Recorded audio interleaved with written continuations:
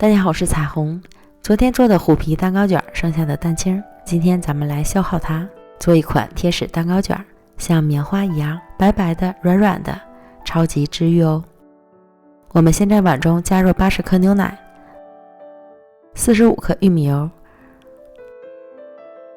少许香草精去腥味儿，充分混合均匀至完全乳化的状态。再加入60克低筋面粉和15克奶粉，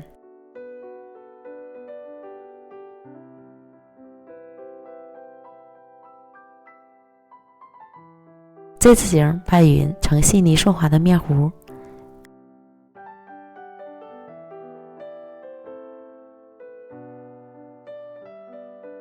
放一旁备用。再取170克鸡蛋清，约5个蛋的蛋清，加入几滴柠檬汁去腥，先低速打发至鱼眼泡状，加入1半的细砂糖，打发至泡沫细腻时，加入剩下的细砂糖，2次一共加了50克细砂糖。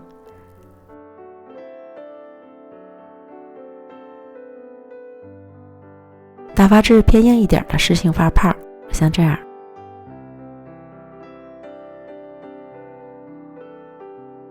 然后取1半的蛋白霜加入到面糊中，用从底向上翻拌的手法拌匀。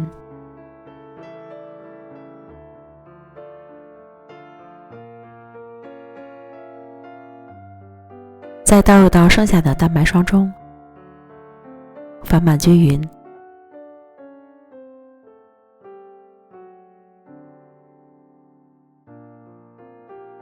拌好的蛋糕糊呈蓬松细腻的状态。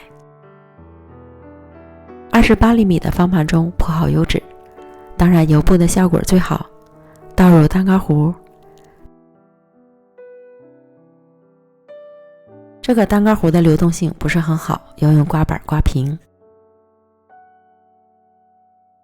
然后放进预热好的烤箱，上下火150度烤30分钟，时间和温度仅供参考，还要根据自家烤箱的脾气来调整。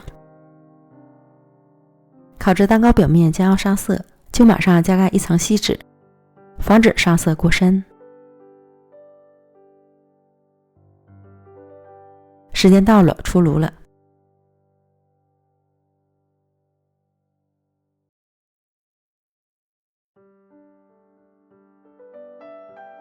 稍微冷却一会儿，底部铺一张油纸，倒扣在上面，再把表面的油脂撕去，然后再翻过来，有颜色的这面朝上，挤上奶油或是果酱，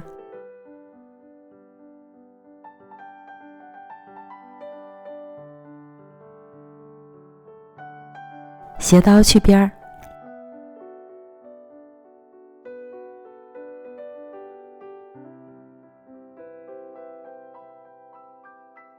利用擀面杖卷起来，